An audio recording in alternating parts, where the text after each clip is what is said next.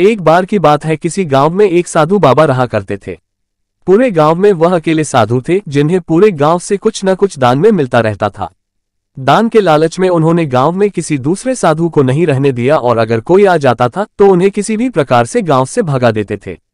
इस प्रकार उनके पास बहुत सारा धन इकट्ठा हो गया था। वहीं एक ठग की नजर कई दिनों से साधु बाबा के धन पर थी। वह किसी भी प्रकार से उस धन को हड़पना चाहता था। उसने योजना बनाई और एक विद्यार्थी का रूप बनाकर साधु के पास पहुंच गया। उसने साधु से अपना शिष्य बनाने का आग्रह किया। पहले तो साधु ने मना किया, लेकिन फिर थोड़ी देर बाद मान गए और ठग को अपना शिष्य बना लिया। ठग साधु के साथ ही मंदिर में रहने लगा और साधु की सेवा के साथ साथ मंदिर की देखभाल भी करने लगा। ठग की सेवा ने साधु को खुश कर दिया, लेकिन फिर भी वह ठग पर पूरी तरह विश्वास नहीं कर पाया। एक दिन साधु को किसी दूसरे गांव से निमंत्रण आया और वह शिष्य के साथ जाने के लिए तैयार हो गया। साधु ने अपने धन को भी अपनी पोटली में बांध लिया।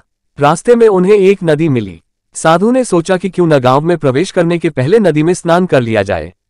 साधु ने अपने धन को एक कंबल में छुपाकर रख दिया और ठग से उसकी देखभाल करने का बोलकर नदी की ओर चले गए। ठग की खुशी का ठिकाना नहीं रहा। उसे जिस मौके की तलाश थी वो मिल गया। जैसे ही साधु ने नदी में डुबकी लगाई, ठग सारा सामान लेकर भाग खड़ा हुआ। जैसे ही साधु वापस आया, उसे न तो शिष्य मिला और न ही अपना सामान। साधु ने ये सब देखकर अपना सिर पकड़ लिया। कहानी से सीख, हमें इस कहानी से यह सीख मिलती है कि कभी भी लालच नहीं करना चाहिए और न ही किसी की चिकनी चुपड़ी बातों पर विश्वास करना चाहिए।